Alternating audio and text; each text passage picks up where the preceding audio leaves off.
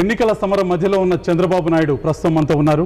చంద్రబాబు నాయుడు గారు 9 ఏళ్ల తెలుగుదేశం పాలన తిరస్కరించిన ప్రజలు కాంగ్రెస్ పార్టీకి పట్టం కట్టారు. ఇప్పుడు తిరిగి తెలుగుదేశానికి ఓటు ఎందుకు వేయాలంటే మీ సమాధానం ఏంటి? చాలా స్పష్టంగా మీరు ఒకసారి ఆలోచిస్తే 9 సంవత్సరాలు నేను ముఖ్యమంత్రిగా దాదాపు ఉండడం, అంత మునుపు కూడా ఎన్టీ రామారావు గారు 8 సంవత్సరాల పైన ఉండడం, మొత్తం ఈ రాష్ట్రంలో 27 సంవత్సరాల్లో 17 సంవత్సరాలు తెలుగుదేశం పార్టీ అధికారంలో ఉంది. 9 సంవత్సరాలు ఆ రోజు మేము ఉన్నప్పుడు అనేక సంస్కరణలు అభివృద్ధి కార్యక్రమాలు చేశాం. ఆ అభివృద్ధి కార్యక్రమాల ఫలితాలు, సంస్కరణ ఫలితాలు పేదవాళ్ళకు తీసుకుపోయే సమయంలో కాంగ్రెస్ పార్టీ అధికారంలోకి వచ్చింది. దానికి అనేక కారణాలు ఉన్నాయి. ఆ రోజు కొంత కరువు రావడం, కొంతవరకు 9 సంవత్సరాల పరిపాలనలో కొంత ప్రజలకు కూడా ఒక అసంతృప్తి రావడం, ఇలాంటివి వచ్చాయి. అయితే ఈ 5 సంవత్సరాల కాంగ్రెస్ పార్టీని చూస్తే వ్యక్తిగత ప్రయోజనాలు తప్ప రాష్ట్ర ప్రయోజనాలు పూర్తిగా విస్మరించారు. ఇంకో పక్క మీరు ఒకసారి ఆలోచిస్తే రాష్ట్ర ప్రభుత్వం చేసిన విధానాలు చూస్తూ ఉంటే చాలా దారుణంగా ఉన్నాయి. ఈరోజు ఒక 2000-3000 మంది కోసం రాష్ట్ర ప్రజల్ని దగా చేశారు, పూర్తిగా నిర్వీర్యం చేశారు, రాష్ట్రం యొక్క ప్రతిష్ట తీసేసే పరిస్థితికి వచ్చారు. ఎక్కడ చూసినా అవినీతి తప్ప ఇంకోటి జరిగే పరిస్థితి లేదు. జలయజ్ఞం ధనయజ్ఞంగా మారిపోయింది. ప్రభుత్వ ఆస్తులన్నీ పూర్తిగా అన్యాక్రాంతం అయిపోయినాయి. పేదవాడికి ఎప్పుడు నిజాం నుంచి కూడా ఆస్తులు కాపాడుకుంటూ అన్ని ప్రభుత్వాలు వస్తాయి. ఈ ప్రభుత్వం వచ్చిన తర్వాత ఎవరైనా పేదవాడు చనిపోతే పూడ్చాలన్నా కనీసం లేకుండా పోయే పరిస్థితి వచ్చింది. ఆ విధంగా దారుణం చేశారు. భూములు పోతే పోయాయి కానీ భూగర్భ ఖనిజ సంపద కూడా మొత్తం దోచుకునే పరిస్థితి వచ్చారు. రాష్ట్రంలో మొత్తం పోయింది. ఒక్క ఉదాహరణ నేను చెప్తున్నాను. నేను అపోజిషన్లో ఉన్నప్పుడు 89-94లో ఆ రోజు జనార్దన్ రెడ్డి గారు ఇదే మరి గెలాక్సీ గ్రెనేడ్ చీమకుర్తిలో ఆయన కుమారుడికి ఇవ్వాలని చెప్పి జీవో ఇస్తే మేము పోరాడి హౌస్లో క్యాన్సిల్ చేయించాం. తర్వాత నేను ముఖ్యమంత్రి అయిన తర్వాత గ్లోబల్ టెండర్లు పిలిచి 1 క్యూబిక్ మీటర్ 44,000 రూపాయలకి ఇచ్చాం. అదే గెలాక్సీ గ్రెనేడ్ ఈరోజు చూస్తే అది క్యాన్సిల్ చేసి ఈ ప్రభుత్వం వచ్చిన తర్వాత 4,000 రూపాయలకి ఇచ్చారు. ఇది బరిదెగించడం తప్ప ఇంకోటి కాదు. ఈ ముఖ్యమంత్రి ఆలోచించేది నేను డబ్బులు సంపాదిస్తాను, ఏమైనా చేస్తాను, దౌర్జన్యాలు చేస్తాను, నా ఇష్ట ప్రకారం చేస్తే సాగిపోతున్న పరిస్థితికి వచ్చారు. ఇటీవల ఎలుగుబంటి సూర్యనారాయణ అవినీతి, ఇంకో పక్కన సత్యం అవినీతి, ఇంకో పక్క చూస్తే ముఖ్యమంత్రి కుటుంబ సభ్యులు పెట్టిన కుమారుడు పెట్టిన కంపెనీల అవినీతి, ఇవన్నీ చూస్తే ప్రపంచంలో ఎక్కడ ఈ విధంగా జరగలేదు. ప్రజాధనాన్ని దోచుకున్నారు, ప్రజల జీవితాన్ని నిర్వీర్యం చేశారు, రాష్ట్ర ప్రతిష్ట దెబ్బతీశారు, పరువు తీశారు. ఈరోజు ఎవరన్నా రావాలంటే కూడా రాలేని పరిస్థితి వస్తూ ఉంది. ఈరోజు ఏవైతే సంక్షేమ కార్యక్రమాలు, అభివృద్ధి కార్యక్రమాలు చేస్తున్నారో ఇవన్నీ పేపర్కే పరిమితం అవుతున్నాయి, పబ్లిసిటీకి పరిమితం అవుతున్నాయి. ఈరోజు రాష్ట్ర ఆదాయం బాగా పెరిగింది. ఒకప్పుడు నేను ముఖ్యమంత్రిగా ఉన్నప్పుడు 8,500 కోట్ల రూపాయల ఆదాయం, జీతాలు కూడా ఇవ్వలేని పరిస్థితి. అక్కడి నుంచి అనేక అభివృద్ధి కార్యక్రమాల సంక్షేమ రిఫార్మ్స్ తీసుకొస్తే ఈరోజు రాష్ట్ర ఆదాయం 70,000 కోట్లు. నేను అడుగుతున్నాను, పేదవాళ్ళకు ఏం ఒరిగింది, రైతులకు ఏం ఒరిగింది, చేతి వృత్తులు కుల వృత్తులను ఆదుకున్నారని నేను అడుగుతున్నాను. ఇంత ఆదాయం పెరిగిన తర్వాత ఆ ఫలితాలు స్పష్టంగా కనపడాలి. పేదవాళ్ళకు మాత్రం ధరలు విపరీతంగా పెరిగిపోయినాయి, ఆదాయం పెరగలేదు.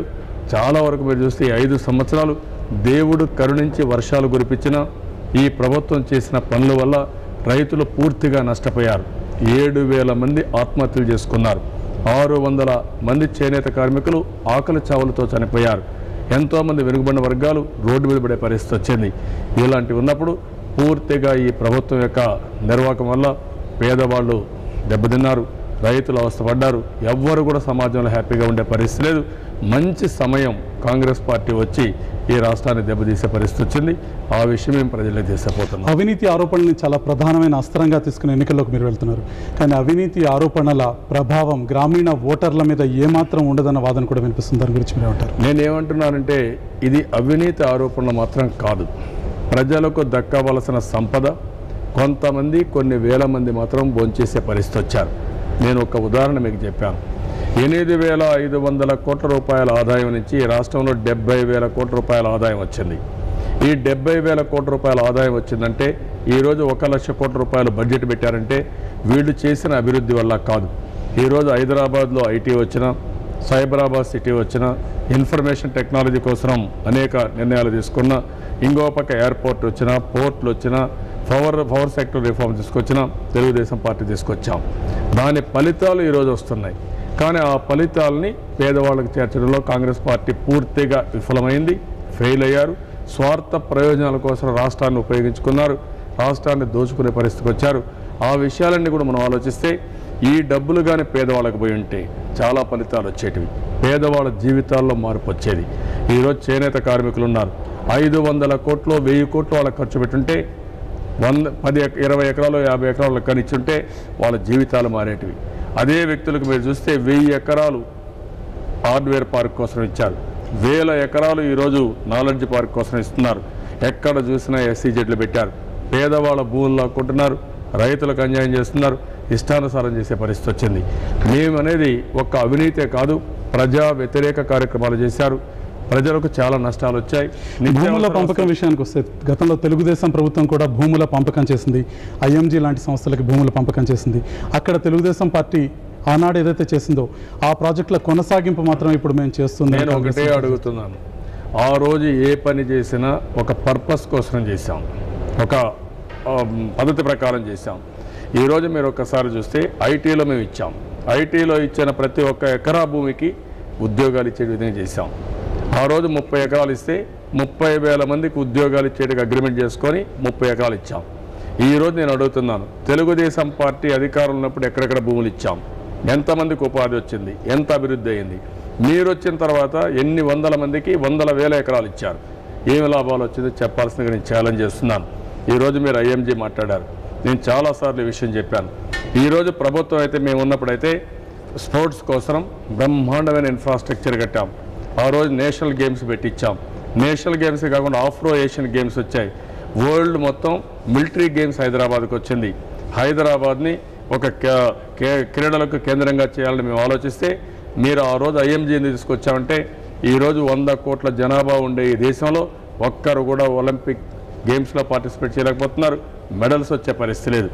ఆ రోజు నేను ఇంత పెద్ద ఇన్ఫ్రాస్ట్రక్చర్ క్రియేట్ చేస్తే ఈరోజు ఆ ఇన్ఫ్రాస్ట్రక్చర్ని మీరు పెళ్ళిళ్ళకు ఉపయోగిస్తున్నారు, మీటింగ్లకు ఉపయోగిస్తున్నారు. ఏ పిల్లలైతే ఆడుకుని ప్రపంచం మొత్తం పోటీలో ఉండాలనుకున్నామో అది వదిలిపెట్టి పెళ్ళిళ్ళు చేసే పరిస్థితికి వచ్చారు. ఆ రోజు IMG గారు వచ్చుంటే ఈరోజు తప్పకుండా బ్రహ్మాండంగా ఉండేది. ఆ రోజు కానీ IMG వల్ల మనకు స్కిల్స్ వచ్చి ప్రపంచం మొత్తం ఒలింపిక్ గేమ్స్లో కూడా మనం భాగస్వాములు అయ్యడం మనం సిగ్గుతో తలంచుకోవాల్సిన అవసరం ఉంది. ఇటీవల చైనాలో ఒలింపిక్ గేమ్స్ జరిగితే వాళ్ళకి ఎన్ని మెడల్స్ వచ్చాయి, అదే స్థాయిలో ఉండే ఇండియాకి ఎన్ని వచ్చాయో ఇది ప్రతి ఒక్కరూ ఆత్మవిమర్శ చేసుకోవాల్సిన అవసరం ఉంది. మాజీ ముఖ్యమంత్రి తెలుగుదేశం పార్టీ అధ్యక్షుడు నారా చంద్రబాబు నాయుడుతో ఎన్కౌంటర్ కొనసాగుతుంది. బ్రేక్ తర్వాత